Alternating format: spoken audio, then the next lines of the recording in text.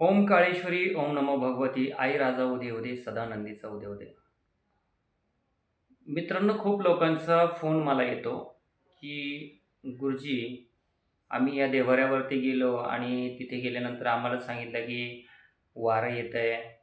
त्यानंतर देवीचं वारं येतंय, देवाचं वारं येतंय, पण त्रास होतोय आम्हाला. वारं मोकळं होत नाहीये, वारं काही येत नाहीये. आम्ही वारं मोकळं करायला भरपूर ठिकाणी गेलो. काही ठिकाणी असं सांगतायत की आमचे वारे बांधलेले आहेत किंवा असे भरपूर काही प्रकार म्हणजे ऐकायला मिळतात आणि हे वारं मोकळं कसं करायचं हे मला फोनवरती विचारलं जातं. तर नमस्ते मित्रांनो, आई भक्त चॅनलमध्ये मी आई भक्त आपले सहर्ष स्वागत करतो. आज आपण पाहणार आहोत की वारं मोकळं कसं करायचं ते आणि त्या करण्यासाठी काय विधी असतात ते.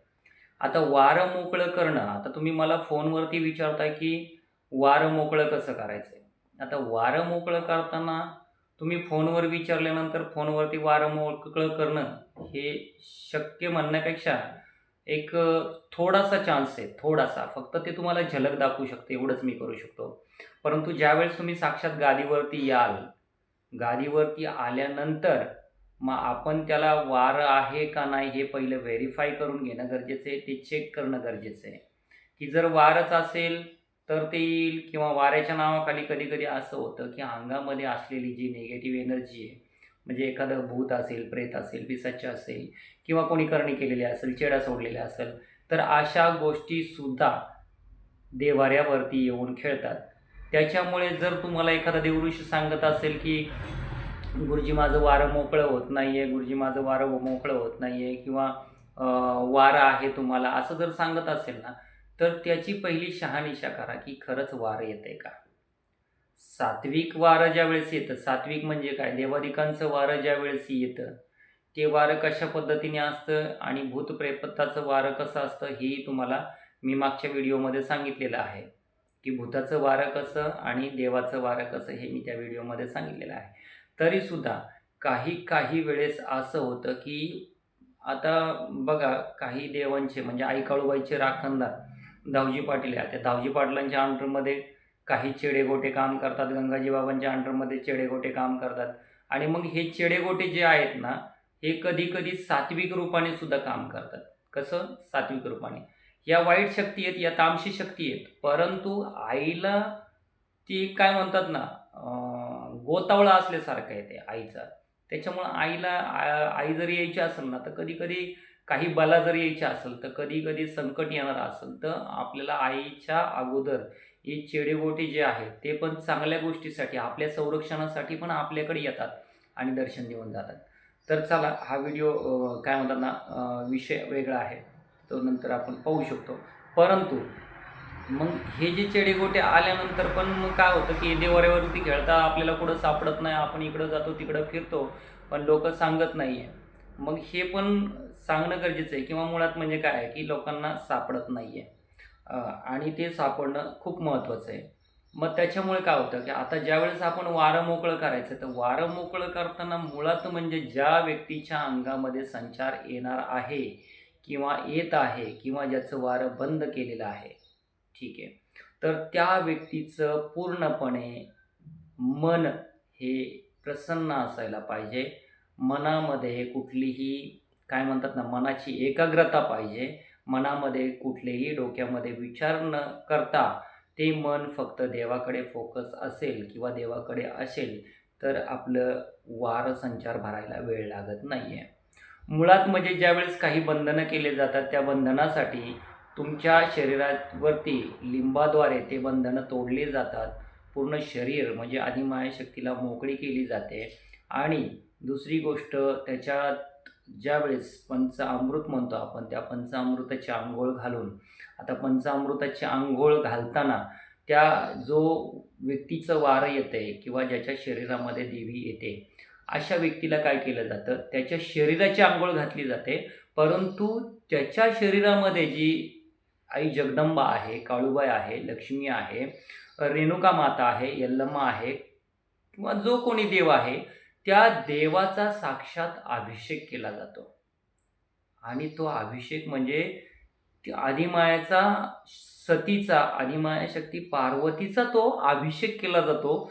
फक्त शरीर या ज्या भक्ताच्या शरीरामध्ये वारं यायचे त्याचं शरीर असतं, परंतु जो अभिषेक केला जातो, अंघोळ या भक्ताला घातली जाते, परंतु अभिषेक त्या आदिमाया शक्तीचा केला जातो, त्या जगदंबेचा, त्या काळूबाईचा अभिषेक केला जातो.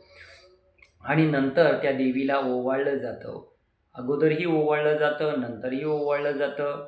त्याच्यानंतर श्रीफळ, नारळ हा तिच्या डोक्यावरती फोडला जातो. डोक्यावरती म्हणजे पाणी तिच्या डोक्यावरती फोडलं, म्हणजे पाणी धरलं जातं तिच्या डोक्यावरती. नारळ फोडणे म्हणजे डोक्यात नारळ नाही फोडत, डोक्यावर म्हटलं मी, ठीक आहे. तर लक्षात असू द्या, नाहीतर लोक डोक्यात नारळ फोडतात आणि एखाद्या माणसाला मारून टाकतात, तसं काही करू नका. तर या पद्धतीने तो नारळ जल फोडलं जातं, त्या व्यक्तीला ते पाणी प्राशन करायला लावलं जातं. म्हणजे अंतर्मन जे आहे, त्याचे शरीर ज्या आतून जे आहे, त्या आतून जी काय म्हणजे काय निगेटिव्ह एनर्जी असेल ती बाहेर काढण्यासाठी त्या टायमाला देवीचा अभिषेक आणि देवीला एक प्रसाद रूपाने आपण तो नारळ फोडला जातो. आता ह्याच्यामध्ये काय होतं की मन प्रसन्न पाहिजे आणि मनातून आतून इच्छा पाहिजे आपल्या, की देवीने, आदिमाया शक्तीने आपल्याकडं यायला पाहिजे. नाहीतर काय होतं, आपण वाऱ्याला उभं राहिलो आहे आणि वाऱ्याला उभं राहिल्यानंतर आपण विचार करतो, हां, उद्या आता कामाला जायचं आहे, मग कसं काय जायचं? उद्या खुरपायचं आहे मला, उद्या मला ऑफिसला जायचं आहे, काय? मग उद्या पैशाचं टेन्शन आलेलं आहे, कसं काय करायचं? हे विचार त्यावेळेस नाही पाहिजेत. कोणतेही विचार नाही पाहिजेत. आपलं मन आणि देवीचं मन हे एकाग्रता झाली पाहिजे, एक झालं पाहिजे. तुम्हाला त्या टायमाला देवीचा गाभारा तुमच्या डोळ्यासमोर आला पाहिजे. तर अशा प्रकारे हे वारं मोकळं केलं जातं. बरं, त्यानंतर त्या वाऱ्यासाठी आता वारं कोणत्या देवीचं आहे, कोणचं आहे, कसं आहे, काय आहे हे ओळखण्यासाठी जे आराधी लोक असतात, जे गायन पार्टी असते, जे गाणं म्हणतात, अशा लोकांना गाण्याचा बैठकीचा कार्यक्रम दिला जातो. आता बाकी इतर ठिकाणी मला माहिती नाही, परंतु आपण 5,000 रुपये त्याचे घेतो आपण. पण ते कशासाठी घेतो, तर जे वाजंत्री आपल्याकडे येतात, जे गाणारे आपल्याकडे येतात, तर त्यांचं जे येणं जाणं आहे किंवा त्यांची हाजरी म्हणू आपण, कारण ते आपल्यासाठी दिवस काढून येत आहेत, त्यामुळे त्यांना देणं आपल्याला गरजेचंच असतं. तर अशा प्रकारे आपल्याला माफ करा. अशा प्रकारे आपल्याला ते वारं मोकळं करून घ्यावं लागतं. आता ते आल्यानंतर पण काय आहे, की कोणतं देव आहे, त्या देवाचं, प्रत्येक देवाचं गाणं लावलं जातं. काळूबाईचं गाणं लावलं, त्याच्यावरती वारं खेळतंय का? तुळजापूरच्या भवानीचं गाणं लावलं, अंबाबाईचं गाणं लावलं, त्याच्यावरती वारं खेळतंय का? लक्ष्मी आईचं गाणं लावलं जातं, त्याच्यावरती वारं खेळलंय का? मळगंगेचं गाणं लावलं, मळगंगेच्या गाण्यावरती वारं येतंय का? म्हणजे ज्या त्या प्रत्येक देवीचं नामस्मरण केलं जातं, प्रत्येक देवीचं तिथं गायन केलं जातं आणि ज्या देवीच्या गायनावरती ते वारं, कारण तिथे वाद्याचा आवाज कानावरती पडत असतो आणि त्याच्यामुळं त्या वाऱ्याला जी आहे ती एनर्जी मिळत असते, आईला तो नाद मिळत जातो आणि त्या नादामुळं काय होतं, की तो संचार तुम्हाला भरायला सुरुवात होते. मग संचार भरताना काय होतं, अंगावरती काटे येतात, त्यानंतर जांभळे येतात, अंग जखडून धरल्यासारखं वाटतं, असे काही प्रकार होतात. तर मित्रांनो, वारं जर तुम्हाला मोकळं करायचं असेल, ज्या कोणी आया बहिणी हा व्हिडिओ पाहत असेल, ज्यांना वारं मोकळं करायचं असेल, तर अशा पद्धतीने वारं मोकळं करावं लागतं. त्याला ही लोकपरंपरा किंवा आपण काय म्हणू, शास्त्रीय पद्धत आहे आणि वारं फोनवरती कधी मोकळं होत नाही आहे. त्याच्यामुळं काय आहे, की तुम्ही सल्ला घेऊ शकता. आता काल एका ताईचा फोन आला, छत्रपती संभाजीनगरवरनं फोन आला. त्यांना खूप ठिकाणी सांगितलं होतं काही लोकांनी, आणि त्यांनी मला सांगितलं की वारा आम्हाला बंद करायचं आहे. म्हणजे दुसऱ्या दिवस देवऋषाकडे गेले त्यावेळेस सांगितलं, नाही आता आम्हाला काय वाऱ्याची गरज नाही. पण वाऱ्याची गरज नाही म्हटल्यानंतर त्यांनी जगदंबेला टाळलं. पण तुळजाभवानीला टाळल्यानंतर विषय असा झाला की काही दिवसानंतर परिस्थिती वाईट यायला लागली. ते 4-5 देवाऱ्यावरती गेले, तुळजाभवानीचं वारं बंद करण्याचा प्रयत्न केला, पण परिस्थिती वाईट झाल्यानंतर त्यांनी परत तुळजाभवानीचा स्वीकार करायला तयार झाले. पण आई ज्यावेळेस मागं फिरली त्यावेळेस परत तिला आणायची म्हटल्यानंतर तुम्हाला ते कठीण प्रसंग, आणि त्या कठीण प्रसंगातून तुम्हाला जावं लागेल, की ती सहजासहजी शक्य नाही आहे की तुमच्या अंगात लगेच येणार.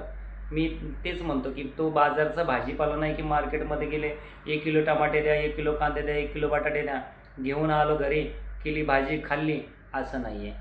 तो देव आहे, आदिमाय शक्ती आहे. ती काय अशी लगेचच्या लगेच तुमच्या शरीरामध्ये प्रवेश करणार नाही. तिला जर यायचं असेल ती तुम्हाला त्रास देईन, आळून पिळून घेईन, खरूज नाईटे सोडीन, तुमचं अंग दुखवीन, तुमचा पाय दुखवीन, काही ना काही त्रास देऊनच ती तुमच्या अंगामध्ये येणार आहे. त्याच्यामुळं हा भ्रम मनातला काढून टाका. मार्गदर्शन तुम्हाला मिळेल, परंतु वारं मोकळ्या करण्यासाठी तुम्हाला बैठकीचा कार्यक्रम ठेवावा लागेल, तिथं वाद्य करावं लागेल, तिथं वाजवावं लागेल, तिला गजर करावं लागेल, तिचे भजनं गावं लागतील. अशा पद्धतीने हे वारं मोकळं केलं जातं. हे वारं मोकळं करण्याचा कार्यक्रम केला जातो. तर ज्या भक्तांना वारे मोकळे करायचे असेल त्यांनी संपर्क करू शकता. तशी काय अडचण नाही, आपण वारे मोकळे करून देऊ. आई राजा उदे उदे, सदानंदीचा उदे उदे, ओम काळेश्वरी, ओम नमो भगवती. तर आपण आम्हाला संपर्क साधून वारे मोकळे करू शकता किंवा काही मार्गदर्शन हवं असेल तर नक्कीच आपल्याला दिलं जाईल. धन्यवाद.